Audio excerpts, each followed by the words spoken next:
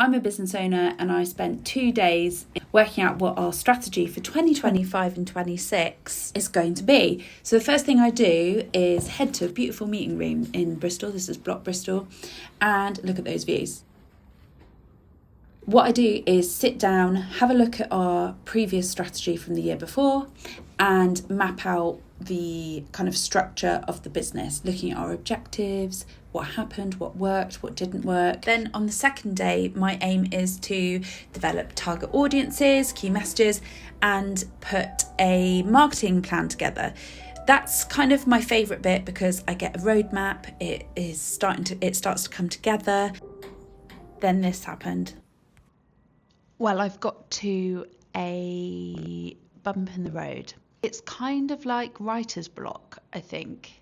I've mapped out everything that Wild does currently against the goals of the turnover. And I'm looking for opportunities to increase the turnover over the year. Now, I haven't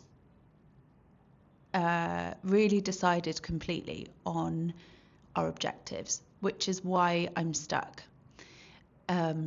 So it's going to be my next step, but I just thought I'd share how hard this is.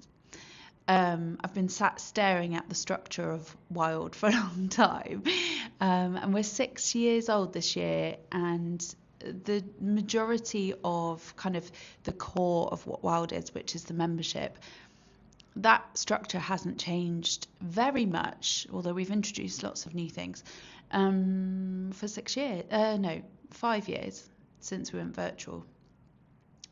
So I'm looking for opportunities to make things more straightforward for our members to access, how to make Wild more accessible, and match our solutions to our target audience's problems or challenges that we're helping them solve.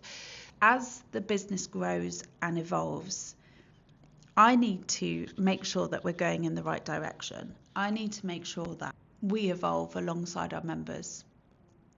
Working out how we can all grow together is the next step.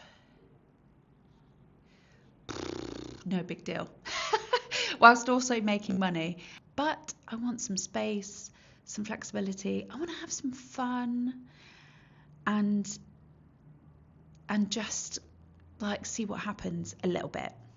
I was thinking the other day about how freeing it, whilst at the same time terrifying, lockdown was.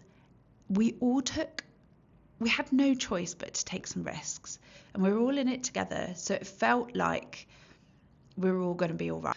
I want to recreate that feeling of, well, I have no choice but to take this risk, because you kind of don't have a choice but to give it a go. I don't want to stay in a comfortable place at all times. I guess those are my thoughts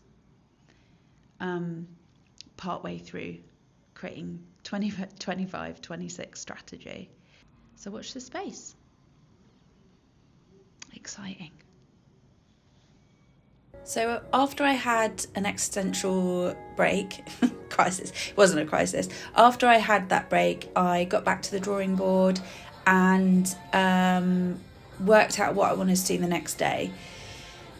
It all felt strange. It feels like a bigger chapter, or like there's bigger changes on the horizon. So I think this is going to be a longer series than I expected it to be.